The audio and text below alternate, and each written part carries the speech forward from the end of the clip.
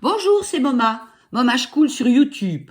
Donc nous allons étudier le bac français 2024, voilà. Les œuvres du programme, donc Molière du XVIIe au XXIe siècle, c'est Le Malade imaginaire. Donc vous retrouvez toutes les intégralités sur YouTube concernant son autobiographie, sa vie, parce qu'il n'a pas été un révolutionnaire relatif à la médecine pour rien. Il faut connaître sa vie et vous allez être très intéressé par ce sujet. Alors, vous avez également, en fait, comme j'ai vu que les codes ont changé, les jeunes écoutent le matin, le midi, le soir, la nuit. Voilà, il y en a qui s'endorment avec le téléphone. Donc, au lieu d'abîmer votre cerveau avec des choses qui ne vont pas vous apporter grand-chose, écoutez plutôt des vidéos relatives à vos études, parce que ça va d'abord vous mettre en plein dans la société, puisque on en parle. Voilà, le malade imaginaire, bon, on ne vous l'a pas donné pour rien cette année. Alors, là, nous allons parler du jugement sur le malade imaginaire, c'est-à-dire que des auteurs ou des journalistes qui ont écrit des articles par rapport à la mort de Molière et donc à la sortie du malade imaginaire, puisqu'il est mort 4 jours après. Non, il est mort après la 4e représentation. Donc c'est assez intéressant. Alors là, ce que je vois, c'est que donc le jugement sur le malade imaginaire du XVIIe siècle, il y a une très bonne approche pour vos écrits, pour vos commentaires corrigés, etc. Puisque la phrase nous dit Louis XIV avait dit « Les médecins font assez souvent pleurer pour qu'ils fassent quelquefois rire ». Bon, ça, c'est tout à fait d'actualité. Et ça nous fait prendre conscience d'avoir du recul par rapport aux choses. Alors, une fois encore, Molière allait attaquer leur attitude de soumission obtuse aux dogmes des anciens, leur égoïsme sans scrupule, leur hypocrisie surtout. Et le lendemain de la 4e représentation, quelques heures après la mort de Molière, on pouvait lire ce compte-rendu qui témoigne du succès de la pièce. Bien entendu, le journaliste n'était pas au courant de la mort de Molière quand il écrivit sa chronique.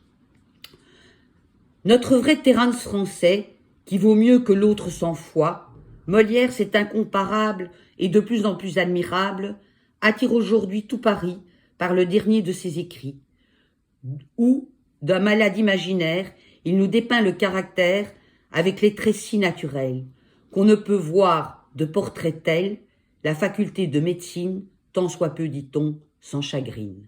Robinet, La Gazette rimée du 18 février 1673. Alors, Madame de Séguier, qui était née au mois de février d'ailleurs, elle est née le même jour que moi, elle était très lucide. Alors, Madame de Séguier n'assistait pas à la représentation dont elle dut entendre beaucoup parler, comme le prouve cette lettre. Ah, que j'en veux aux médecins, quelle forfanterie que le rare. On ne comptait hier cette comédie du malade imaginaire que je n'ai point vue. Il était donc dans l'obéissance exacte à ces messieurs. Il comptait tout, ces 16 gouttes d'un élixir dans 13 cuillères d'eau. S'il en eut 14, tout était perdu. Il prend une pilule, on lui dit de se promener dans sa chambre, mais il est en plein et demeure tout court, parce qu'il a oublié, si c'est en long ou en large, cela me fit fort rire, et l'on applique cette folie à tout moment. Madame de Sévigné, lettre du 16 septembre 1676. Au XVIIIe siècle, Sir Jean-Jacques Rousseau, dans sa lettre à Alembert, citait Georges Dandin, l'avare et le bourgeois gentilhomme, attaquait la moralité du misanthrope et oubliait de parler du malade imaginaire. Voltaire affirmait au sujet de cette œuvre « C'est une des farces de Molière dans laquelle on trouve beaucoup de scènes dignes de la haute comédie. » Et il y a place pour Argan dans l'énumération de personnages qui termine cet extrait. Les ridicules fins et déliés dont vous parlez ne sont agréables que pour un petit nombre d'esprits déliés. Il faut au public des traits plus marqués. De plus, ces ridicules si délicats ne peuvent guère fournir des personnages de théâtre. Un défaut presque imprescriptible n'est guère plaisant. Il faut des ridicules forts, des impertinences dans lesquelles il entre de la passion, que soit propre à l'intrigue. Il faut un joueur, un avare, un jaloux, un malade. Voltaire, du 7 janvier 1745.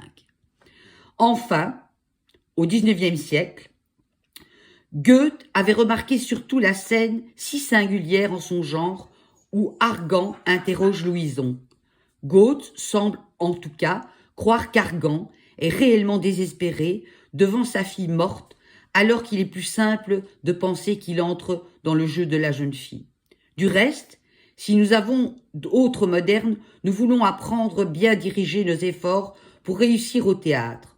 Molière est l'homme auquel nous devons nous adresser. Connaissez-vous son malade imaginaire?